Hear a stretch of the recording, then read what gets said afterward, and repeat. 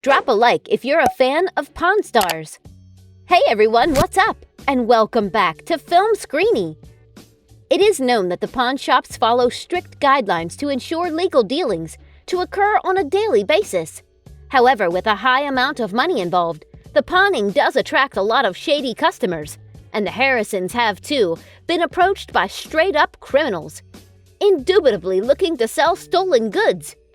Here are the 5 times Pawn Stars dealt with criminals. But before we begin, make sure you subscribe to the channel and hit the bell icon so that you don't miss out on any of our upcoming videos. Alright, now let's begin. Number 5. The coin's fate. There's no doubt that whenever a seller walks into the pawn shop, the first question that pops into everyone's mind is, how did this person get a hold of such a valuable and historical item in the first place? Well, as for an episode from Season 7, a man approached the gold and silver pawn shop to sell a Tyrian shekel, a historical coin from over 2,000 years ago, used in Jerusalem as a currency unit for temple tax. The Harrisons agreed to purchase the coin for $1,600, considering its rarity and monumental value. However, sometime later it was discovered that the coin was actually a stolen property.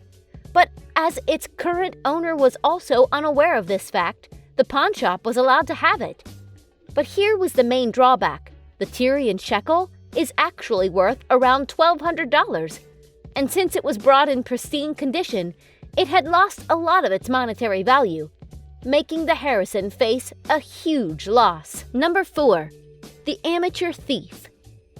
Although the regulatory authorities have devised a certain set of orders for pawn shops to rule out the possibility of any stolen item being brought in, however, a simple exception to the rules made everyone suffer a huge loss.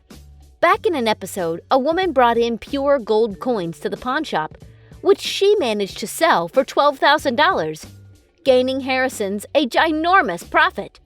However, the story took an abrupt turn as the police found out that the coins were indeed stolen by that woman from her uncle.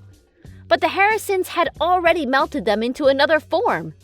This led the original owner to not only lose his meaningful coin collection from over the years forever, but also the ownership of his coins that were worth more than $50,000, as it contained gold coins dating back to the 1800s. Number 3.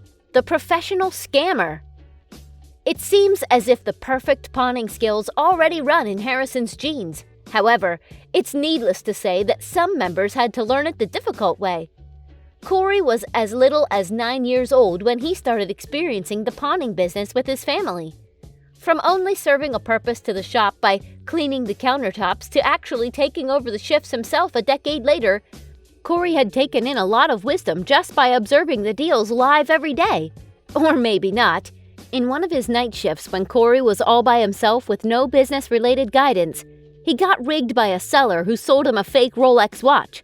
The next thing everyone knew, he had purchased 6 fake Rolex watches, only within 1 week of his duty, putting the Harrisons in a $4,000 deficit by easily falling for a scam. Number 2. Rare signature. There is another example of hasty decision-making without expert consultation. In an episode from Season 3, a man brought in a book with a rare signature from the infamous baseball player Joe Jackson as the selling point. Since Jackson was illiterate, it was his wife who mostly signed in his place after his career was over, making his autograph the most prized piece of interest. Hence, out of pure excitement, Rick made a rush decision and offered $13,000 to the seller just for the autograph. After the deal was finalized, it occurred to Rick to get it checked by his trusty book expert, who verified that the signature was the poorest attempt at forging Joe's sign and was definitely fake.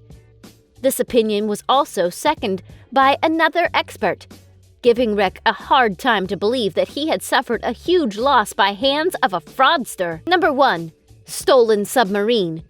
In episode 19 of Season 4, a woman named Lynette brought in a legit submarine to the pawn shop.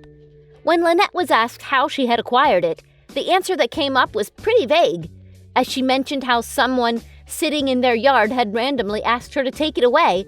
Lynette demanded $25,000 for the submarine. And after running an authenticity check, Rick negotiated the price to $3,000. Considering the amount of maintenance it required and also the fact that Las Vegas is situated on dry land mainly.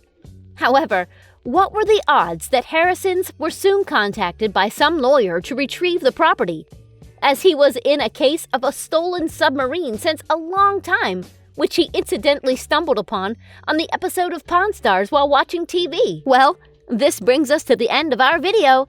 Hope you guys enjoyed it. If you haven't liked the video yet, so it's never too late, give it a thumbs up, people. We will see you soon in another video.